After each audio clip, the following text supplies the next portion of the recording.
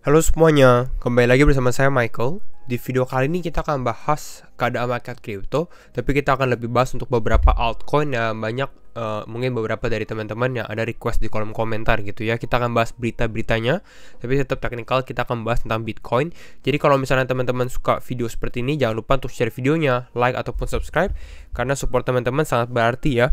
Dan kita akan langsung masuk aja untuk ke dalam update market kripto. Untuk sekarang kita lihat untuk market kripto kembali lagi mengalami penurunan sekitar 1,4%.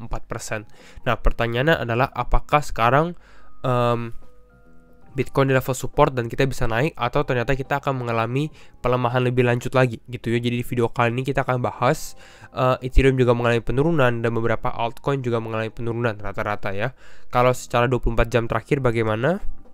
Kita lihat ada beberapa yang masih mengalami kenaikan seperti BSV, Stellar, ICP, tapi sendiri ini mereka udah sedikit mengalami pelemahan juga sih dalam beberapa jam terakhir ya. Kalau kita lihat selama 24 jam ini, kalau kita lihat ada seperti Kava, Maker, Solana, Torchain, Rune yang sudah mengalami penurunan. Jadi memang rata-rata ini mengalami koreksi gitu ya, dan cukup dalam sebenarnya 6-8% untuk beberapa altcoin. Kalau untuk Fear and Greed Index bagaimana? Untuk Fear and Greed Index ini berada di level Extreme Fear atau di level 10 gitu ya. Seperti yang sesuai kita lihat, dengan keadaan seperti ini kemungkinan besar kita akan lebih lama lagi di zona Extreme Fear ini. Nah, kita akan bahas beberapa berita terbaru. Yang pertama kita mulai dari berita makronya dulu. Itu ya, ini dari Sewell Clementi. Dia bahas to put current Fed monetary policy decisions into perspective. Jadi dia untuk memberitahu gitu ya, ini gambaran tentang Federal Reserve ya, tentang FOMC meeting, tentang khususnya untuk suku bunga yang diambil dari Federal Reserve gitu ya. Nah, apa kalau teman-teman yang sedikit kurang mengerti, intinya adalah di sini dia bahas this is the most aggressive rate of change in the effective federal funds rate. Jadi ini adalah paling agresif gitu ya di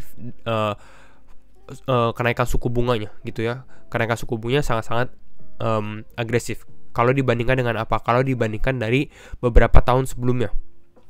Kita lihat dia ambil data sebenarnya ini cukup jauh sekali ya, dari 1960. Jadi sebenarnya dari awal dari sini kita bisa lihat tidak terlalu banyak perubahan ya. Khususnya ini kalau kita lihat di sini baru tahun 2022 di sini kita baru mengalami kenaikan yang cukup signifikan sekali. Bahkan kita kalau lihat dari sininya ada spike gitu ya, ada kenaikan yang sangat-sangat signifikan. Makanya kalau teman-teman tanya keadaan makro benar-benar tidak begitu jelas, dan memang ini kelihatan gitu. Kita bisa lihat perbedaan dari tahun ini gitu ya, tahun 2022 dengan tahun-tahun sebelumnya gitu. Jadi perbedaannya cukup drastis. Jadi lebih baik, lebih konservatif, dan kita akan melihat keadaan makronya juga lebih lanjut gitu ya. Jadi ini untuk perspektif aja. Selanjutnya kita bisa lihat juga dengan keadaan market crypto seperti lesu, seperti tidak mengalami penguatan, kita bisa lihat juga dari beberapa exchange yang sudah melakukan crypto layoff gitu ya. Beberapa staffnya dirumahkan. Bisa kita lihat ya, ada seperti Gemini. Ini adalah salah satu exchange, sebenarnya exchange yang cukup besar khususnya untuk di Amerika gitu ya. Di sini Gemini ini juga sudah layoff sekitar 10% dari jumlah employee-nya. Lalu dia ada Bitso, ada Robinhood juga. Ini financial, bukan hanya crypto gitu ya, Robinhood. Jadi memang banyak yang terdampak juga dengan hal-hal seperti ini. Lalu kita lihat juga Coinbase ini hiring freeze. Jadi dia tidak rekrut orang-orang lagi lah, bisa dibilang seperti itu. Jadi kita lihat memang keadaan makro sekarang, dengan keadaan makro, dengan keadaan ekonomi yang tidak begitu jelas, beberapa exchange juga melakukan tindakan. Lalu selanjutnya kita update. Nah, ini akan cukup menarik gitu ya. Ini adalah Bitcoin Legality Map. Jadi ini adalah peta dunia gitu, peta dunia dengan Bitcoin. Jadi kita mau lihat nih negara-negara mana sih yang sudah menerima Bitcoin, negara-negara mana yang bisa dibilang tanda kutip melegalkan Bitcoin, negara-negara mana yang membuat kasih Bitcoin ini sebagai sesuatu yang ilegal atau yang belum kasih status sama sekali. Kita bisa dari sini rata-rata memang lebih ke arah hijau gitu ya. Hijau di sini artinya legal atau illegal. Jadi ya bisa dibilang legal lah. Kalau kita dari Indonesia sendiri, kita zoom sedikit. Nah, kita lihat dari sini Indonesia warna hijau berarti legal gitu ya.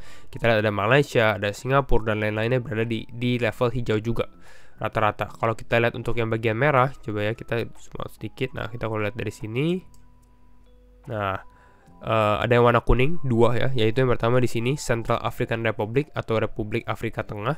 Lalu kita lihat juga di sini ada negara kecil gitu ya di bagian benua Amerika, yaitu El Salvador, yang memang pertama kali dia udah menerima Bitcoin sebagai alat payment yang sah gitu ya, dan rata-rata memang hijau. Lalu kita lihat juga beberapa memang sudah tidak mengilegalkan Bitcoin ya. Kita dari sini ada Bolivia, ada Algeria, Afghanistan, Nepal, dan juga China gitu. Jadi kita bisa perhatikan perspektifnya di sini. Tapi intinya apa? Intinya mungkin selama beberapa tahun ke depan lagi kita mungkin bisa lihat lebih banyak negara-negara gitu ya. Kalau memang melihat Bitcoin dengan fundamental seperti ini yang kuat dan memang orang-orang percaya, ya mungkin nanti akan lebih banyak negara-negara ini yang akan mulai tersebar, khususnya yang warna orange ini gitu ya, yang warna orange kekuningan seperti ini mungkin akan tersebar ke beberapa negara selanjutnya. Untuk sekarang memang masih di dalam negara-negara kecil, tapi tidak menutup kemungkinan mungkin untuk beberapa negara-negara besar juga. Jadi ini ya, untuk lebih detail nih teman-teman bisa cek sendiri, dia ada deskripsinya, tapi kita tidak akan membahas hal itu. Selanjutnya kita lihat juga untuk altcoin gitu ya. Ini banyak yang teman request juga bagaimana dengan Matic. Untuk Matic fundamentalnya masih cukup strong, masih kuat juga. Dia adalah salah satu Ethereum layer 2. Nanti kita akan bahas video khusus gitu ya untuk Ethereum layer 2 dan mungkin untuk Ethereum 2.0 juga ya. Tapi intinya kalau kita lihat dari grafiknya seperti ini, Matic Polygon Unique Address Explosion gitu ya. Jadi ini adalah pertumbuhan alamat ya di jaringan Matic, bisa dibilang seperti itu ya. Ini perbandingan dalam 1 tahun terakhir saja, dari 28 Mei 2021 sampai 28 Mei 2022, dan kita bisa lihat memang kenaikannya sangat-sangat signifikan sekali, dari 2,8 juta menjadi 143 juta gitu. Kita bisa lihat secara grafiknya ya di sini. Kita tunggu loading. Nah, kita lihat dari sini grafiknya langsung bisa dibilang kayak naik roket gitu ya. Jadi teman-teman bisa perhatikan, jadi Matic sebenarnya salah satu yang memang jaringan top juga, dan bisa dibilang dikatakan juga kripto yang cukup besar lah. Kita lihat Matic ya masih ranking 18 ya. Selanjutnya ada FTM atau Phantom. Kalau kita lihat Phantom, memang secara harga dia mengalami penurunan, tapi Phantom untuk update fundamentalnya juga ada beberapa. Salah satunya sebenarnya dia baru aja di listing oleh salah satu top exchange lagi, top 10 exchange, yaitu adalah Kraken. Jadi ini cukup bullish juga untuk Phantom gitu ya. Lalu kita lihat juga Phantom, nah ini ada perbandingan nih antara beberapa jaringan layer 1 gitu ya. Kita bisa lihat kemarin Solana halted atau sempat stop gitu ya selama 4 jam, yang sempat kita bahas di video terakhir gitu ya. Lalu kita bahas Ethereum. Ethereum kan juga jaringan layer 1, tapi di sini dia bandingkan Ethereum ini millions of failed transactions, banyak transaksi yang failed, yang gagal, dan juga gas fee-nya memang termasuk mahal gitu ya. Walaupun ini belum kita bandingkan mungkin ke dalam Ethereum 2.0 atau jaringan Ethereum lainnya gitu ya, layer 2 nya Ethereum, tapi memang ini bisa dikatakan benar juga. Lalu kita lihat Phantom running 24/7 atau running terus gitu ya, mau jam berapapun pasti dia buka gitu, pasti dia jalan. Lalu 365 hari ya setiap tahunnya. Lalu very cheap gas fee ya, memang murah, very fast, very scalable, cepat dan murah gitu. Jadi ya memang kalau kita bandingkan seperti ini ya, Phantom bisa dibilang cukup top lah secara fundamentalnya. Tapi memang kalau kita lihat dari sisi lainnya, apakah Phantom kurang bagus? Sebenarnya kalau kita perhatikan hanya secara sentimen saja gitu ya. Kalau kita lihat dari sini Phantom secara total value lock memang dia ada sedikit cobaan juga, sedikit penurunan yang cukup signifikan. Dia awalnya sempat top 5 ya, mungkin top 6, tapi kita bisa lihat sekarang dari total value lock berapa jumlah dana yang dikunci di dalam jaringannya dia gitu ya. Kita bisa lihat Phantom turun ke nomor 9 walaupun masih di top 10. Tapi kita lihat dari sini sekarang, kita lihat dalam 1 bulan terakhir Phantom total value lock-nya atau TVL-nya keluar sekitar 62%. Jadi sangat-sangat signifikan. Jadi ini makanya membuat mungkin harga Phantom turun juga karena demand-nya kurang gitu ya. Mungkin dengan kasusnya UST Luna, karena itu juga involve ke dalam decentralized finance gitu ya. Dan Phantom ini memang jaringan top-topnya adalah jaringan DeFi gitu ya, DFC DeFi. Jadi cukup terdampak. Walaupun kalau kita perhatikan juga ada satu jaringan yang cukup naik juga, lagi naik daun, yaitu adalah Tron gitu ya. Tron di sini malah mengalami kenaikan 39% dalam 1 bulan terakhir. Jadi bisa dibilang mungkin mereka keluar dari Phantom masuk ke dalam jaringan Tron gitu ya. Dengan 1 minggu terakhir masih ada kenaikan sekitar 4,7%. Nah, pertanyaannya adalah kenapa Tron atau TRX ini bisa naik gitu ya. Dari harga sendiri Tron beberapa hari memang cukup kuat juga. Dan kalau kita perhatikan untuk dalam jaringan Tron sendiri, ini teman-teman bisa lihat di sini ada satu protokol ya, yaitu Justland JST di sini mengalami kenaikan sekitar 67% lah dalam 1 bulan terakhir, dan total value lock-nya pun cukup besar, sekitar 2,8 miliar. Jadi ini cukup bisa kita investigasi lebih lanjut lagi gitu ya, kenapa ini membuat JST ini mengalami kenaikan. Dan memang lagi ada berita juga di Tron, yaitu apa? Yaitu adalah, ini sempat kita bahas sebenarnya ya, dimana Tron becomes DeFi third largest blockchain ya, yang nomor 3 kita bisa dari sini. Ethereum pertama, Binance kedua, Tron ketiga. Kenapa? Karena Tron ini mengeluarkan dia punya stablecoin ya, algorithmic stablecoin juga gitu ya. Kita lihat dari sini di bawah sini. Nah, what's driving Tron? Apa yang membuat Tron ini naik? Tron bullish activity has been primarily driven by the launch of its new algorithmic stablecoin. Jadi stablecoin algorithmic. Nah, ini mungkin teman-teman langsung bilang ini sama seperti UST sama Terra Luna gitu ya. Dan memang sebenarnya benar gitu ya, sama seperti USD dan Terra Luna, dimana di sini nama stablecoinnya adalah USDD gitu ya, dan ini terkoneksi atau ada hubungan dengan TRX atau Tron-nya gitu. Dan kalau kita lihat sebenarnya kalau sekarang USDD-nya sebenarnya di dalam pack gitu ya, dia $1, jadi ini cukup bagus. Walaupun kalau kita secara long term atau secara cobaan, apalagi baru kasus USD baru selesai, mungkin orang-orang sedikit kurang percaya juga gitu ya dengan algorithmic stablecoin. Tapi kita bisa lihat kenapa banyak orang yang cukup tertarik, karena memang kalau kita lihat dari protokolnya di sini Justland ya, teman-teman bisa lihat di sini kalau teman-teman supply atau mungkin staking bisa dibilang seperti itu, bisa mendapatkan bunga sekitar 23,9% gitu ya. Tapi ini kita tidak akan terlalu bahas karena belum waktunya gitu ya.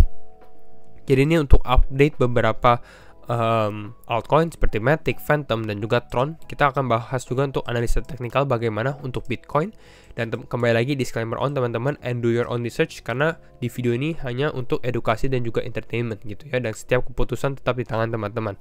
Untuk pembahasan analisa teknikal, nah sebenarnya masih sama gitu ya pergerakannya, dimana kemarin Bitcoin mengalami pelemahan, lalu kita bisa lihat sendiri pada saat dia mengalami pelemahan, dia sempat ada rally gitu ya selama beberapa jam, dan memang ini sempat kena lagi. Kena di mana? Kena di resisten sebelumnya. Kita di sini 1 2 3 4. Ini bisa dikatakan seperti resisten juga.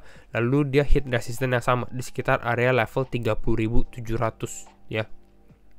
Lalu tidak lama kemudian sekarang dia mengalami pelemahan lagi. Dan ini saya ada buat trendline di bawah sini gitu ya, buat trendline di bawah sini. Dan ini kita bisa lihat sebenarnya di sini Bitcoin untuk posisi sekarang persis di dalam trendline ini gitu ya.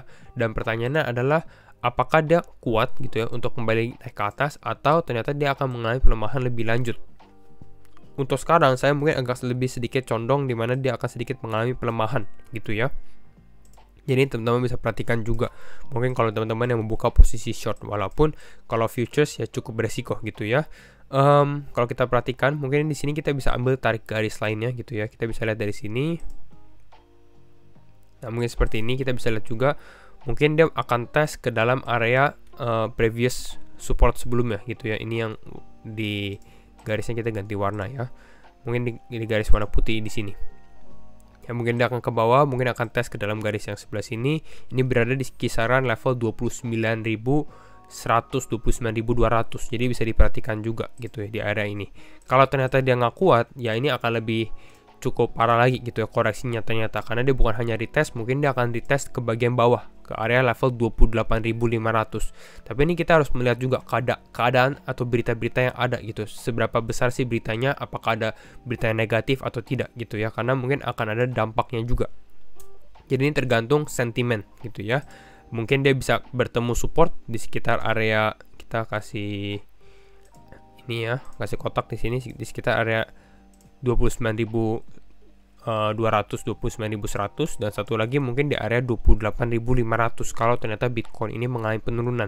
Jadi kalau kita lihat seperti ini, mungkin ada kemungkinan beberapa altcoin, ya mungkin rata-rata altcoin juga akan mengalami penurunan yang sama gitu ya. Apalagi kalau misalnya Bitcoin mengalami pelemahan. Selanjutnya kita lihat untuk Bitcoin dominance, dan masih sama kalau kita untuk Bitcoin dominance sendiri keadaannya masih uptrend gitu ya, masih keadaan uptrend. nanti kita akan lihat mungkin Bitcoin dominance akan sedikit bisa dibilang mungkin launch ya, atau sedikit mengalami kenaikan signifikan seperti ini di sini ataupun di sini gitu ya. Kalau ternyata seperti itu, kita bisa lihat Bitcoin mengalami signifikan mungkin ke area 47,74%. Mungkin di level ini kembali Bitcoin dominance akan ada pullback sedikit gitu ya, dan ini mungkin altcoin akan cukup performing, baru nanti dia mengalami kenaikan lagi, karena trennya kalau kita lihat dari sekarang mungkin lebih ke arah dampaknya positif gitu ya, trennya akan naik ke atas untuk Bitcoin dominance. Jadi kira-kira itu untuk update keadaan market crypto hari ini. Dan kalau misalnya teman-teman suka video ini, jangan lupa untuk share videonya, like ataupun subscribe, and see you in the next video. Bye bye.